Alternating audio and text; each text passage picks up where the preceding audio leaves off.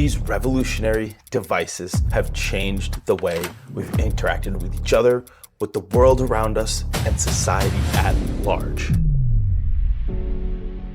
But behind these sleek gadgets lies a story of triumph, devastating loss, and an unprecedented comeback.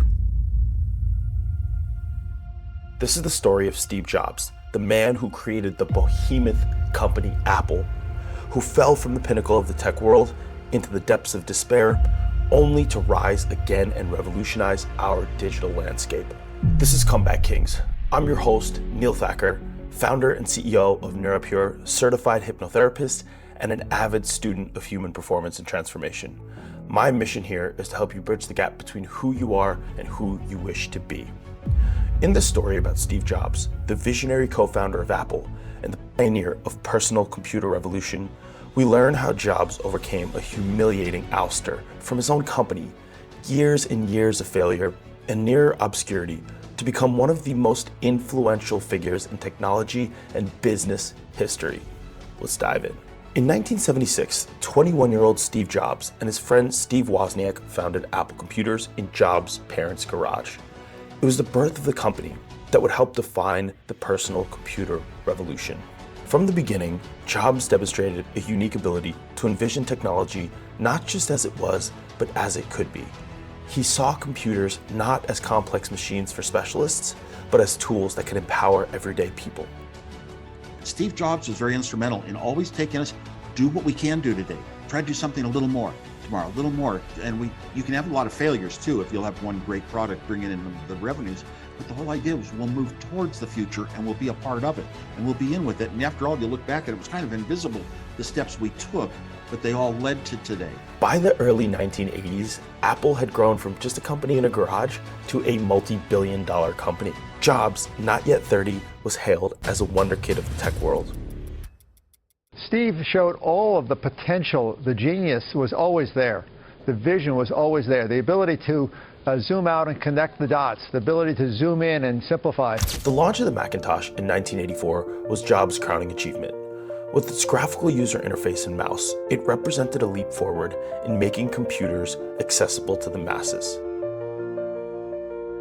Steve, from the day I met him, was passionate and believed totally that this technology wasn't just going to be a business for him and it wasn't just going to be a hobby for Wozniak. This was going to change the world. Jobs' early success with Apple is a testament to the power and vision and determination. He didn't just create products, he created possibilities. But as we'll see, even the brightest stars can fall.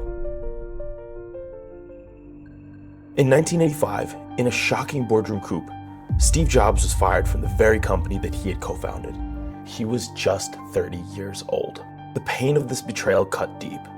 Jobs had poured his heart and soul into Apple, and now he was cast out, his vision rejected. As he walked out of Apple's campus, Jobs felt a crushing weight of failure and humiliation. The tech world buzzed with speculation. Was this the end of Steve Jobs? Critics were quick to write him off. Many saw Jobs as a one-hit wonder, a charismatic but ultimately flawed leader whose ego had finally caught up with him. Now, this moment of darkness is crucial in Steve Jobs' story because we look at a guy who rose to the pinnacle of success, rose to the pinnacle of innovation. Everyone talked about him as this wonder kid, and he fell, he collapsed, and he lost his baby.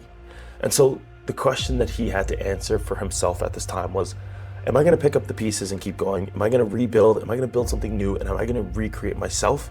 Or am I going to let this crumble me?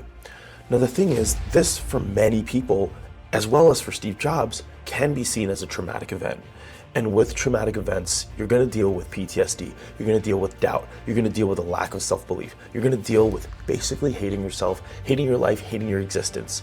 And what ends up occurring, and if you're in this position, please make sure to listen to this carefully, is you are probably questioning every decision you make, feeling in scarcity, feeling doubt, feeling like you're never going to create something big again. And if you notice, every great person goes through this chapter, whether they lose the company they built, whether they go through divorce, whether they go through bankruptcy, whether they go through some crazy crisis moment, every great person go through this chapter. If it lasts a year, 2 years, 3 years, even 5 years, the point is the greats figure out how to eventually pick the pieces back up, audit themselves, audit their behaviors, and drive forward. And what you'll see is, of course, Steve Jobs does exactly this, and this is what makes him so special. In the months that followed his ouster from Apple, Jobs fell into a deep depression. He secluded himself, grappling with anger, self-doubt, and a profound sense of loss. During long walks in nature, Jobs searched for meaning and direction. He contemplated leaving tech altogether, even considering moving to Soviet-era Russia to teach business. And what you'll see is during this period after crisis, it was so important for Jobs to go through introspection. It was so important for Jobs to look within, to figure out who am I and who do I want to be. And this is a period for him to recreate himself, to ponder the meaning of life. Up until the age 30 of his life, he was moving so quickly. And so this break in his story was necessary in him recreating, reinventing, and reshaping the path that he was going on. And so if you're somebody who's devastated, if you've had a crash and a fall and a burn, maybe you lost your business, maybe you lost your wife, maybe you lost your husband, maybe something terrible happened, as painful as it is, as horrible as it is, this is your time to figure out who you want to be again and how you want to show up for the world, no matter how painful it was. It's also your time to grieve. And so if you're in a tough spot, please make sure, like Steve Jobs did, is take the time to grieve, and please do not disappear. The world does not need you to disappear to Soviet-era Russia to teach business.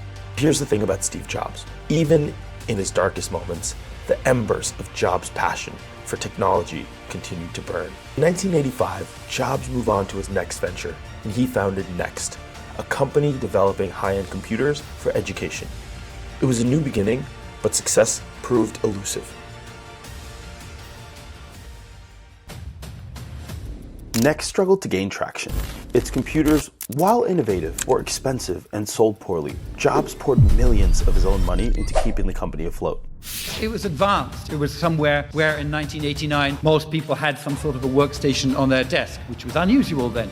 Meanwhile, Jobs made an investment that seemed like a sideline at the time, but would prove crucial. He bought a small computer graphics company called Pixar. Steve would come in to meetings and stuff. He was that mercurial leader that so many people think he was through the rest of his life. Under Jobs' guidance, Pixar pivoted from selling computers to creating computer-animated films. It was a risky move that pushed the boundaries of technology and storytelling. In 1995, Pixar released Toy Story, the first fully computer-animated feature film. It was a massive hit, vindicating Jobs' belief in the company. From the very first moment of the very first Toy Story, there is a comforting relationship that you have with these toys, and it continues. Jobs' experience with Next and Pixar showcases a crucial aspect of comebacks: the ability to learn, the ability to adapt, and the ability to keep going. The coolest thing about both Next and Pixar is it showed Jobs' creative side. And this is going to be incredibly crucial in the future story of Jobs' comeback to inevitably Apple, as we all know. And if you don't know, I'm spoiling the secret, he does end up going back to Apple. But with that being said, we look at an episode of resilience. We look at an episode of reinvention. And this is the thing during crisis, is that it is critical for you to take the pieces and reinvent yourself. Recraft a new, a better, a different, a more resourceful, a more innovative version of yourself that's able to then create again and create again and then create again and again. Now look, I know for some of us when we're in a crisis period, we don't have millions left over for us to create something new, but that doesn't make Jobs' situation any easier. In fact, Jobs probably had the weight of the world on his shoulder, and he had so much public humiliation. And despite feeling all of that, he decided to say, hey, what are the resources I have in front of me? What can I do with it and what can I create? And Jobs ended up creating masterpiece after masterpiece. And this is what makes him truly special. The thing is though, this ability to pick the pieces up, stand back up, and keep going is not unique to Steve Jobs. You and I both have this ability as well. But even as Pixar soared, Jobs couldn't let go of his first love, Apple. By 1997, Apple was in dire straits. The company Jobs had founded was now on the brink of bankruptcy. And I say, I hired the wrong guy. And he destroyed everything I'd spent 10 years working for. In a twist of fate that seemed almost scripted, Apple turned to its prodigal son. Jobs returned as an interim CEO, a role that would soon become permanent. The Apple brand has clearly suffered from neglect, and we need to bring it back. Finally decided in what I think is one of those great events in business history to acquire Next and bring Steve Jobs back. Jobs set about reinventing Apple with a fervor born of his years in the wilderness. He streamlined the product line, forged a historic deal with Microsoft, and oversaw the development of iMac, a computer that married style with substance. Steve was the most remarkably focused person I've ever met in my life. But Jobs wasn't content with just saving Apple. He wanted to change the world. The iPod, released in 2001, revolutionized the music industry. You couldn't get the deals done. It just was impossible. That's why when I met Steve Jobs in ADQ, I said, these are the only guys that can get this done. And then in 2007 came the iPhone, a device that would redefine the mobile industry and usher in the smartphone era. Steve was doing that the entire time. He was working on that story from day one. With each new product, Jobs seemed to be answering his critics, proving that his vision of technology's future had been right all along. Now I want to take a quick moment to pause here and speak directly to you, the viewer of this amazing story. Without you, this series wouldn't be possible, and I want to thank you so much for that. In addition, I want to present you an opportunity that has made me millions, and I want to share with you how you can be a part of it. If you're hungry, if you're entrepreneurial, and you're somebody that wants to make 10 to 15 grand a month to start, and then eventually build your own book of business that you can sell for millions of dollars down the road, what I want you to do is I want you to click the link in the video description, schedule a call with me, and I'll talk you through this opportunity. It's a sales opportunity, but it's an opportunity for you to not only sell an amazing product in health insurance, but also build your own team. With this, you can gain leadership skills, you can gain incredible relationships, and most importantly, you can gain a book of business which you can flip for millions of dollars. Additionally, I own a supplement company called NeuroPure.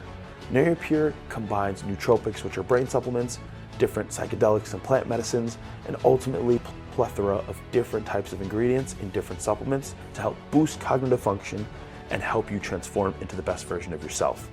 I take NeuroPure Zen every single day. This product right over here. This helps me get deeper into my meditations, helps me focus better, reduces anxiety, and helps me become the best version of myself on each and every single day. So click the link below, use the discount code COMEBACK25 for 25% off either our NeuroPure Zen, our NeuroPure Classic, or any of the other products we have. Enjoy them, transform, and let's continue with the story. Jobs' return to Apple and subsequent reinvention of the company is a masterclass in comeback strategy. He didn't just return to his old role, he reimagined what Apple could be. There is something like 10 to 15% of Mac sales which can be traced directly back to people using Adobe Photoshop as their power app, right? When was the last time you saw Adobe and Apple co-marketing Photoshop? You know, when was the last time we went to Adobe and said, how do we make a computer that will run Photoshop faster? These things haven't been as cohesive as they should have been, and I think we're going to start proactively focusing much more on how we do these things. This teaches us that true comebacks aren't about reclaiming what was lost, but about creating something new and even better. Now, oftentimes when people lose everything or lose something that's important to them, they're on a mission. They have the vengeance to get it back. But why? It's gone. Why not come back and get something better? Why not come back and get something different? Why not bring a new twist to an old thing that you had?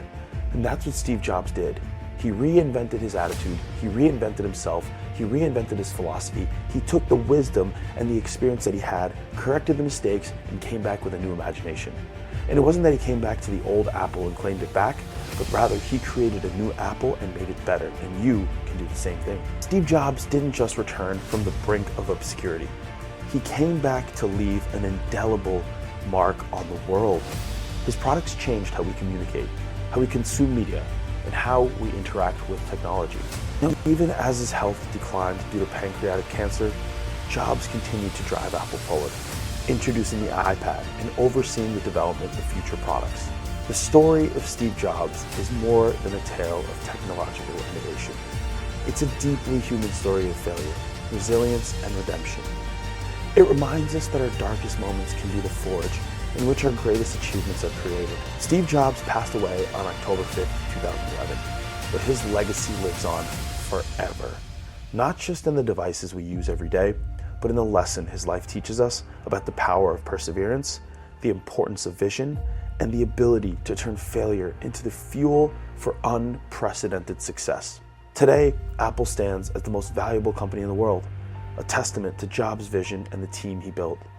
But perhaps his legacy is in the way he inspired a generation to think differently, to challenge the status quo, and to the power of technology to enrich our lives.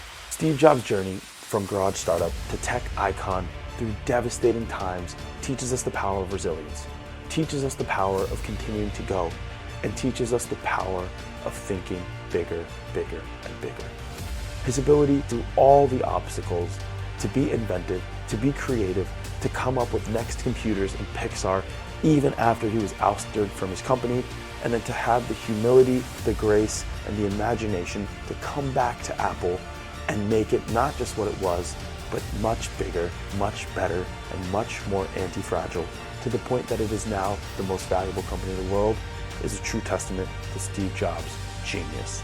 And so, if you are struggling, if you are in a tough time, be like our comeback king, Steve Jobs. Pick the pieces up, put yourself into the best version of yourself. My name is Neil Thacker, and I am honored to deliver this first story of Comeback Kings.